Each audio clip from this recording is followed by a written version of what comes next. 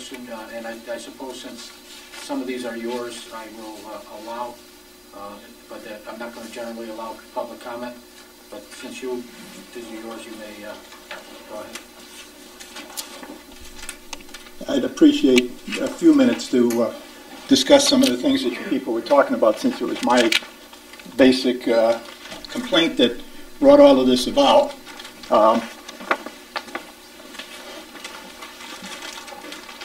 What I'd like to do is basically address the items 2 and 3 that were put into the regulations by the recommendation of Attorney Perpetua.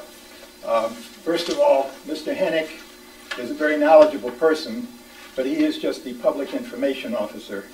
He does not make the decisions for the Freedom of Information Commission. He can make recommendations, suggestions, but that then goes to a hearing officer. The hearing officer hears the case, and then after his recommendation is made, it goes to the entire commission, and the entire commission makes the decision. And that's where we're coming from. There were 3 complaints that were filed over a period of 5 years on this particular issue.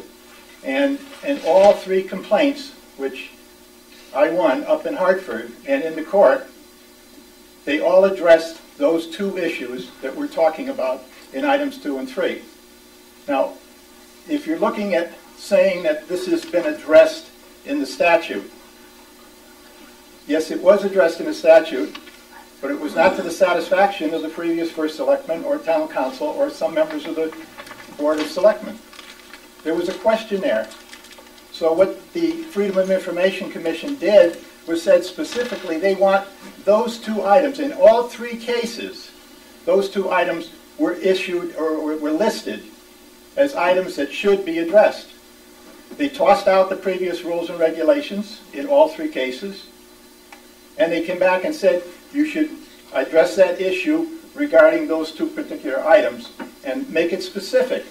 So, for example, let's suppose you adopt the rules that our Town Council put through. First of all, I don't understand why items 2 and 3 are not in there. They're more definitive, but they're not in there. So let's say we adopt that and we don't go ahead and put that information through. We already have heard that in the near future, we may have the previous First Selectman who was involved in this particular case for the whole 5 years, saying that he's coming back and running for office again. What's going to happen if we don't put that into the regulations? What's going to prevent him from, if he's successful, coming back 2 years from now in 2011 and saying, you don't have that information spelled out. My interpretation is going to be exactly what it was before. So what are we doing? We're going back to Hartford. We're spending more money for legal fees.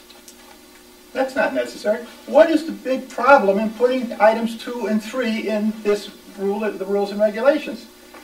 Why would the Freedom of Information attorney put those 2 items in the document if he didn't think they were necessary? They're sending you a message. They're saying, adopt it in this particular fashion.